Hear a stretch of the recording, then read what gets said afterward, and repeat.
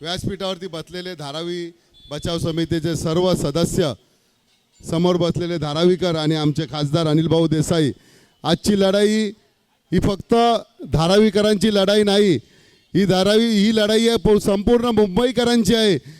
त्यासाठीच आपले माननीय पक्षप्रमुख उद्धवजी ठाकरे सातत्याने धारावीच्या प्रश्नासाठी आवाज उठवत असतात।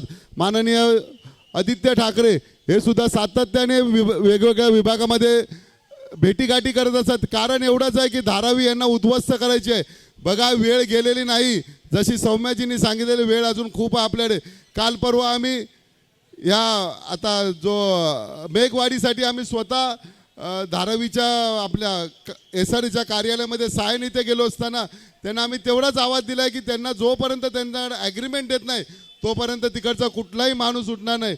भले तुमच्या खालून कुठली तरी लाईन जात असेल, काही ड्रेनेज लाईन जात असेल, पाण्याची लाईन जात असेल, परंतु जोपर्यंत त्यांना हक्काचं घर मिळत नाही किंवा त्यांना व्यवस्थित असा ॲग्रीमेंट मिळत नाही तोपर्यंत तुम्हाला विनंती आहे, कृपया कुठे जाऊ नका।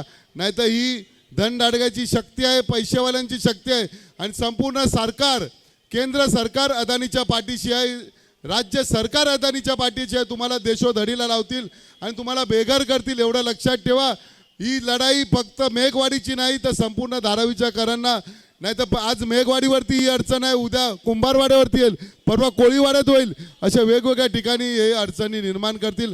आणि जे काही पात्रतेची निशाणी आहे, म्हणजे मला वाटते 10-20% पात्र करतात, बाकीचे अपात्र करतात। जर त्यांना एवढी मोठी जागा मिळते, रेल्वेची जागा मिळते, तर धारावीचा पुनर्वसन हा धारावीमध्येच झाला पाहिजे असा ठाम सगळ्या धारावीकरांचं एक आहे। नाही तर ही धारावी म्हणजे अशी वसली आहे, तिथे वेस्टर्न, सेंट्रल आणि हार्बर तिन्ही लाईनचा सेंटर पॉईंट आहे धारावी, आणि त्यांना दुसरी बीकेसी करायची असेल तर करावी, परंतु जे स्थानिक लोक आहेत त्यांना बेघर करून दुसरी बीकेसी करण्यामध्ये काय मजा आहे। परंतु अदानीला त्यांना काहीतरी मोठा आंदन मिळतो अदानीकडून, म्हणून तो सर्व घाट अदानीसाठी चालला, सर्वसामान्य लोकांसाठी चाललेला नाही। तर तुम्हाला विनंती आहे की जी काही एकजूट आहे, भले तुम्हाला तुमच्या प्रश्नासाठी आजूबाजूचे व्यक्ती जर घरवाले किंवा धारावीकर येत नसेल, त्यांना समजावून सांगा की ही लढाई फक्त वैयक्तिक आमच्यासाठी नाही, पात्र लोकांसाठी नाही। परंतु अजूनपर्यंत त्यांनी उद्धव साहेबांनी सांगितलं की तुम्ही नाक्यानाक्यावरती तुम्ही धारावीकरांचा जो काही आलेख काढलाय, कुठे वस्ती होणार आहे, कशी वस्ती होणार, त्याचा संपूर्ण आराखडा तुम्ही रस्त्यावर लावा। परंतु आजपर्यंत अदानीच्या कुठल्या माणसांनी नाही लावले।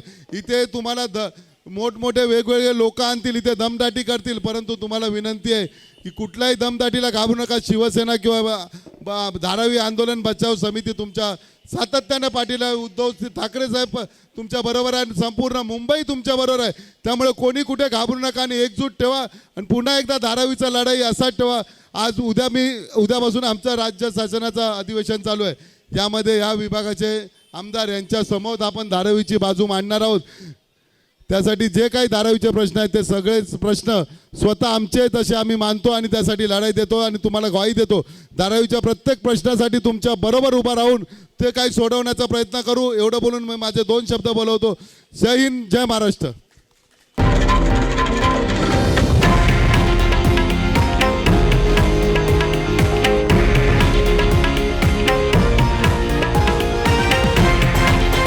हे आहे देशातील नंबर 1 न्यूज नेटवर्क आणि आपण पाहत आहात TV9 मराठी, एकमेव।